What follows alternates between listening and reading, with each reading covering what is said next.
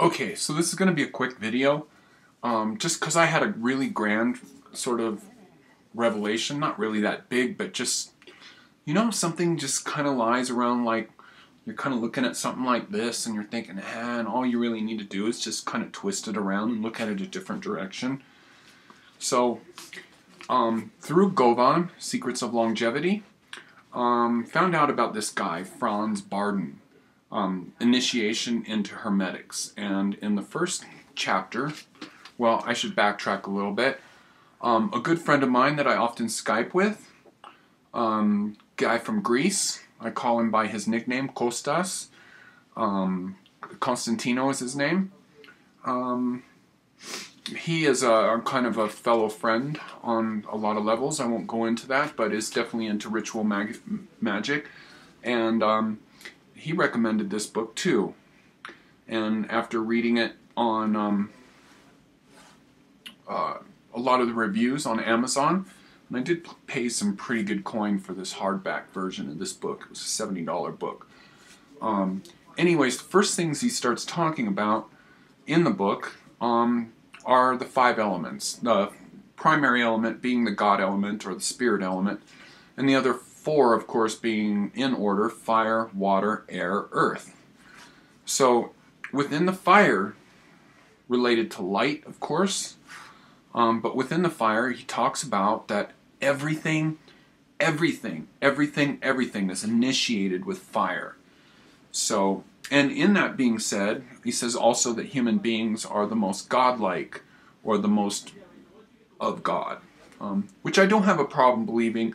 And a lot of people that are sort of don't get the bigger picture. I mean, they're just basing all of history on the last 5,000 years, which has been the Piscean Age, but they sort of look at humans for all of their not so in harmony with the earth right now. But the interesting thing where I'm getting at with this is just that everything is started with fire. All planets, all galaxies, universe, all human life is started with heat, with fire.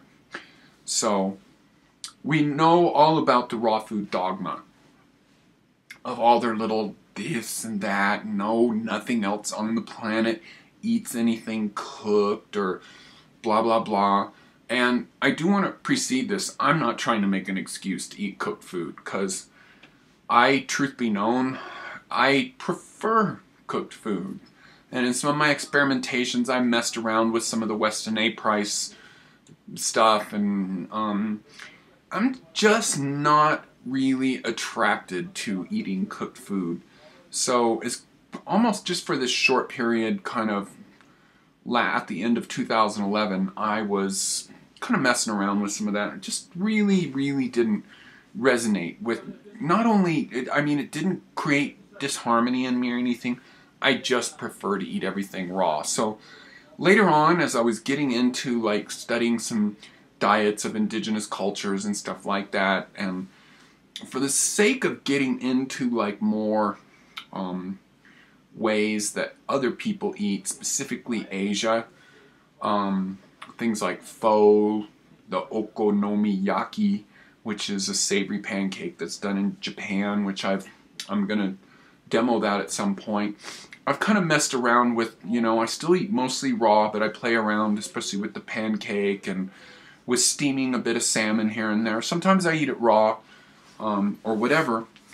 But idea came to me, that human beings are actually the only people on the planet that mess with fire, that actually know how to start fire.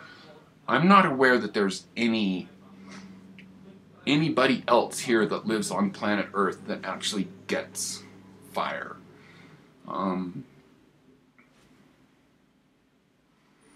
Doesn't sound like dogma, kind of like this. There's just this whole illusion that raw foodists are creating. So, like, comparing us to like everyone else on this planet is just really, like, I know we're all here harmoniously, but that doesn't mean like.